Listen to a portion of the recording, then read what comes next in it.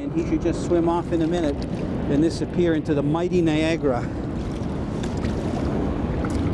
Just going to get the spinner out. So this mesh, as I was saying earlier, isn't heavy like the rubber mesh. And even though I've got my lure in here, the nice thing about it is that the hooks can't go in the actual mesh. It's gone in the hole. So because that fish twisted, you know, this is where you need to take your time. You can see I got one of the hooks out, and the second one is exposed. And I'm going to just try to slowly work this one out. You know, when you're dealing with a treble hook, a lot of times the line from the mesh can go in between, just like that, in between where the hooks join, right in here. Okay? So this is the spinner that's done it. This one's a little bit bigger. It's a number 5, and it's got a silver blade, pink body. I think the pink is a really good color when you're river fishing for migratory fish, because it probably resembles maybe eggs that can be free drifting, and also from the fish that are in the ocean, you know, different types of shrimps and prawns that are that pink color.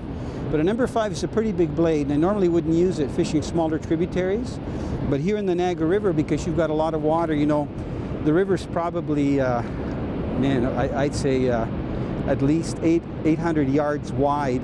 You know, the water in the middle is probably 100 to 200 feet deep.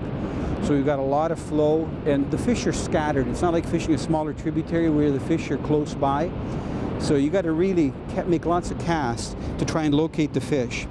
Now, as far as gear, I got to tell you that the rods that I'm using are actually made for casting lures, yet they're still called steelhead and salmon rods. I'm just going to put the net down. I'm going to show you the main difference here.